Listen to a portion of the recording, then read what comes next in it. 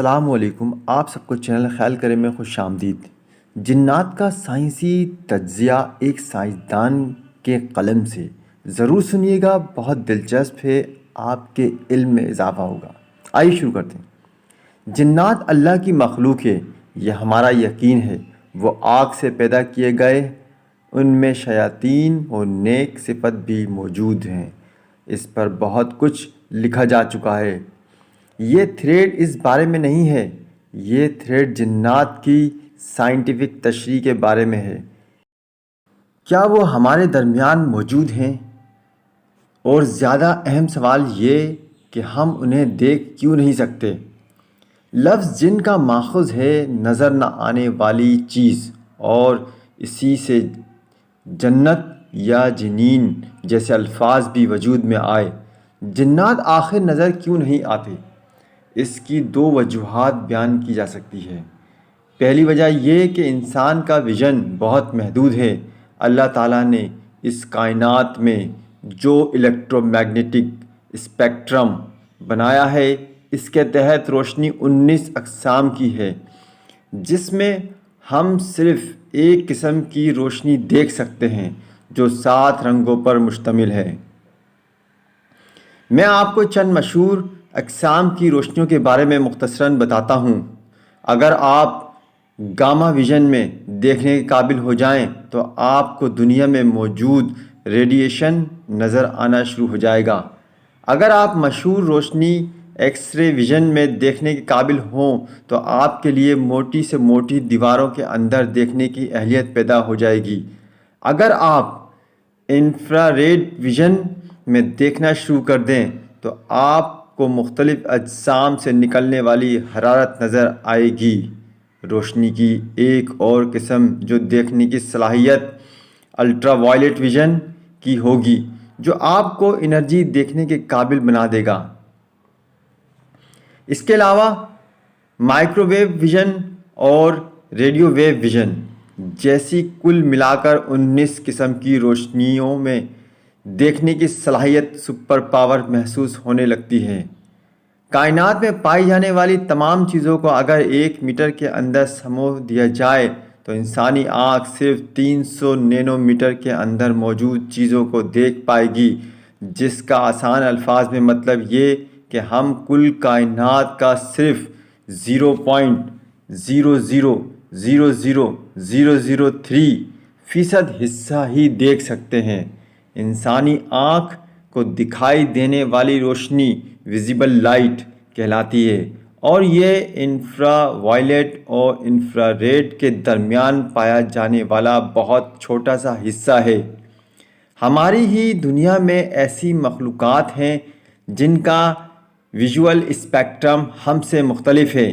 جانور سانپ وہ جانور ہے جو انفرا ریڈ میں دیکھ سکتا ہے۔ ایسے ہی شہد کی مکھی الٹرا وائلٹ میں دیکھ سکتی ہے۔ دنیا میں سب سے زیادہ رنگ مینٹس شرمپ کی آنکھ دیکھ سکتی ہے۔ الو کو رات میں گپ اندھیرے میں بھی ویسے رنگ نظر آتے ہیں جیسے انسان کو دن میں۔ امیر کن کک نامی پرندہ ایک ہی وقت میں 180 ڈگری کا منظر دیکھ سکتا ہے، جبکہ گھریلو بکری 320 ڈگری کا ویو دیکھ سکتی ہے۔ درختوں میں پایا جانے والا گرگٹ ایک ہی وقت میں 2 مختلف سمتوں میں دیکھ سکتا ہے، جبکہ افریقہ میں پایا جانے والا پرونکس نامی ہرن ایک صاف رات میں سیارے سیچرن کے دائرے تک دیکھ سکتا ہے۔ اب آپ اندازہ کر سکتے ہیں کہ انسان کی دیکھنے کی جس قدر حس محدود ہے، اور وہ اکثر ان چیزوں کو نہیں دیکھ پاتا جو جانور دیکھتے ہیں۔ ترمذی شریف کی حدیث نمبر 3459 کے مطابق نبی کریم صلی اللہ علیہ وسلم نے فرمایا کہ جب تم مرغ کی آواز سنو تو اس سے اللہ کا فضل مانگو، کیونکہ وہ اسی وقت بولتا ہے جب فرشتے کو دیکھتا ہے، اور جب گدھے کی رینگنے کی آواز سنو تو شیطان مردود سے اللہ کی پناہ مانگو، کیونکہ اسی وقت وہ شیطان کو دیکھ رہا ہوتا ہے۔ جب میں نے مرغ کی آنکھ کی ساخت پر تحقیق کی تو مجھے یہ جان کر حیرت ہوئی کہ مرغ کی آنکھ انسانی آنکھ سے دو باتوں میں بہت بہتر ہے۔ پہلی بات کہ جہاں انسانی آنکھ میں دو قسم کے لائٹ ریسیپٹرز ہوتے ہیں، وہاں مرغ کی آنکھ میں 5 قسم کے لائٹ ریسیپٹرز ہیں۔ اور دوسری چیز فوبیا، جو انتہائی تیزی سے گزر جانے والی کسی چیز کو پہچاننے میں آنکھ کی مدد کرتا ہے، جس کی وجہ سے مرغ ان چیزوں کو دیکھ سکتا ہے جو روشنی دیں اور انتہائی تیزی سے حرکت کریں۔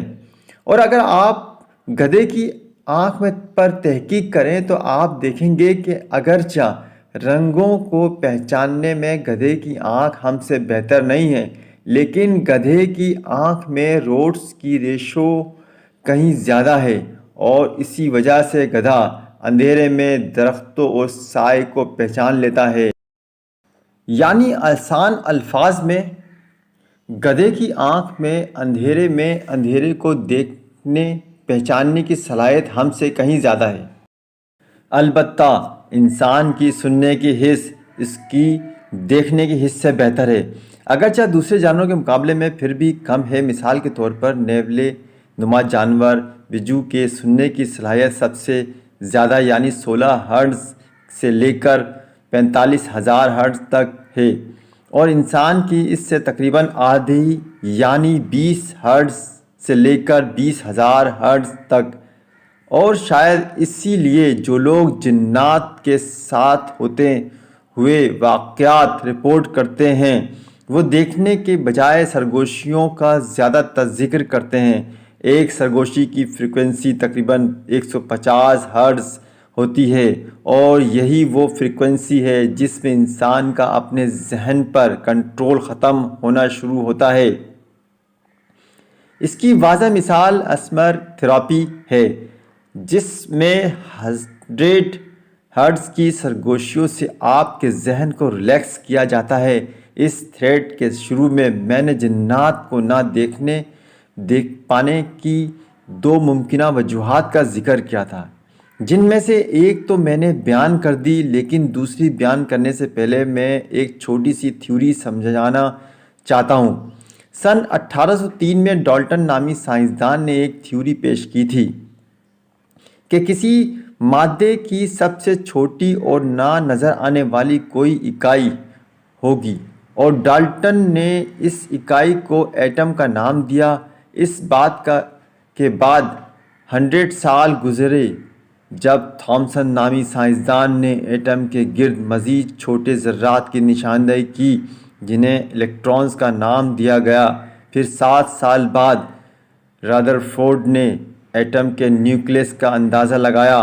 سے 2 سال بعد بوہر نامی سائنسدان نے بتایا کہ الیکٹرانز ایٹم کے گرد گھومتے ہیں، اور 10 سال بعد 1926 میں شروڈنگر نامی سائنسدان نے ایٹم کے اندر بھی مختلف اقسام کی انرجی کے بادلوں کو دریافت کیا۔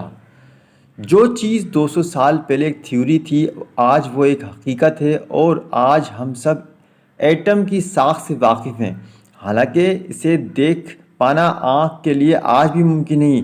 ایسی ہی ایک تھیوری 1960 میں پیش کی گئی جسے اسٹرنگ تھیوری کہتے ہیں۔ اس کی ڈیٹیلز بتانے سے پہلے میں ایک بات کی وضاحت کرنا ضروری سمجھتا ہوں۔ انسان کی حرکت آگے اور پیچھے، دائیں اور بائیں، اوپر اور نیچے ہونا ممکن ہے۔ جیسے 3 ڈائمینشنز یا 3D کہتے ہیں، ہماری دنیا یا ہمارا عالم انہی 3 ڈائمینشنز کے اندر قید ہے، ہم اس سے باہر نہیں نکل سکتے۔ لیکن اسٹرنگ تھیوری کے مطابق مزید 11 ڈائمینشنز موجود ہیں۔ میں ان 11 کی 11 ڈائمینشنز میں ممکن ہو سکنے والی باتیں بتاؤں گا۔ اگر آپ پہلی ڈائمینشن میں ہیں تو آپ آگے اور پیچھے ہی حرکت کر سکیں گے۔ اگر آپ دوسری ڈائمینشن میں داخل ہو جائیں تو آپ آگے، پیچھے اور دائیں بائیں حرکت کر سکیں گے۔ تیسری ڈائمنشن میں آپ آگے پیچھے دائیں بائیں اور اوپر نیچے ہر طرف حرکت کر سکیں گے، اور یہی ہماری دنیا یا جسے ہم اپنا عالم کہتے ہیں۔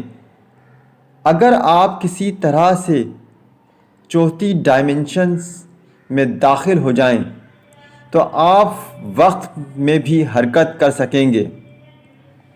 پانچویں ڈائمنشنز میں داخل ہونے پر آپ اس عالم میں سے نکل کر کسی دوسرے عالم میں داخل ہونے کے قابل ہو جائیں گے، جیسا کہ عالم ارواح چھٹی ڈائمنشن میں، اور آپ دو یا دو سے زیادہ عالموں میں حرکت کرنے کے قابل ہو جائیں گے۔ اور میرے ذہن میں عالم میں اسباب کے ساتھ عالم ارواح اور عالم برزخ کا نام آتا ہے۔ ساتویں ڈائمنشنز آپ کو اس قابل بنا دے گی کہ اس عالم میں بھی جا سکیں گے جو کائنات کی تخلیق سے پہلے یعنی بگ بینگ سے پہلے کا تھا۔ آٹھویں ڈائمنشن آپ کو تخلیق سے پہلے کے بھی مختلف عالموں میں لے جانے کے قابل ہو جائے گی۔ نویں ڈائمنشن ایسے عالموں کا سیٹ ہوگا جن میں سے ہر عالم میں فزکس کے قوانین ایک دوسرے سے مکمل مختلف ہوں گے۔ ممکن ہے کہ وہاں کا ایک دن ہمارے 50,000 سال کے برابر ہو۔ اور آخری اور 10ویں ڈائمنشن، اس میں آپ جو بھی تصور کر سکتے ہیں، وہ جو بھی سوچ سکتے ہیں اور جو بھی آپ کے خیال میں گزر سکتا ہے، اس ڈائمنشن میں وہ سب کچھ ممکن ہوگا۔ اور میری ذاتی رائے کے مطابق جنت شاید اس ڈائمنشن سے بھی ایک درجہ آگے کی جگہ ہے، کیونکہ حدیث قدسی میں آتا ہے کہ جنت میں میرے بندے کو وہ کچھ میسر ہوگا جس کے بارے میں نہ کبھی کسی آنکھ نے دیکھا، نہ کبھی کان نے اس کے بارے میں سنا، اور نہ کبھی کسی دل میں اس کا خیال گزرا۔ اور دوسری جگہ یہ بھی آتا ہے کہ میرا بندہ وہاں جس چیز کی بھی خواہش کرے گا وہ اس کے سامنے موجود ہوگی۔ بالیقین جنات ہم سے اوپر کی ڈائمنشن کے بینگز ہیں، اور یہ وہ دوسری سائنٹیفک وجہ ہے جس کی بنا پر ہم انہیں نہیں دیکھ سکتے۔ ان 10 ڈائمنشنز کے بارے میں جاننے کے بعد آپ یہ سمجھ سکتے ہیں کہ جنات کے بارے میں قرآن ہمیں ایسا کیوں کہتا ہے کہ وہ تمہیں وہاں سے دیکھتے ہیں جہاں سے تم انہیں نہیں دیکھتے، یا پھر عفریت اتنی تیزی سے سفر کیسے کر سکتے ہیں، جیسے سورہ سبا میں ذکر ہے۔ ایک عفریت نے حضرت سلیمان علیہ السلام کے سامنے ملکہ بلقیس کا تخت لانے کا دعویٰ کیا تھا، یا پھر کشش ثقل کا ان پر اثر کیوں نہیں ہوتا اور وہ اڑتے پھرتے ہیں، یا پھر کئی دوسرے سوالات جیسے عالم برزخ جہاں روحیں جاتی ہیں، یا عالم ارواح جہاں تخلیق سے پہلے اللہ تعالیٰ نے تمام ارواح سے عہد لیا تھا کہ تم کسی اور کی عبادت نہیں کرو گے، اور سب نے ہوش میں اقرار کیا تھا، یا قیامت کے روز دن کیسے مختلف ہوگا، یا شہداء کی زندگی کس عالم میں ممکن ہے۔ ان تمام عالموں یعنی عالم برزخ، عالم ارواح یا عالم جنات کے بارے میں تحقیقی طور پر سوچنا ایک بات ہے، لیکن جس چیز نے ذاتی طور پر میرے دل کو چھوا وہ سورہ فاتحہ کی ابتدائی آیت ہے، الحمدللہ رب العالمین۔ تمام تعریفیں اس اللہ کے لیے جو تمام عالموں کا رب ہے، اور میں سمجھتا ہوں کہ تمام عالم کے الفاظ کا جو اثر اب میں اپنے دل پر محسوس کرتا ہوں وہ پہلے کبھی محسوس نہ کیا تھا۔ مزید ویڈیو کے لیے ہمارے چینل کو سبسکرائب کریں، اپنا خیال کریں، سب کا خیال کریں۔ اللہ حافظ۔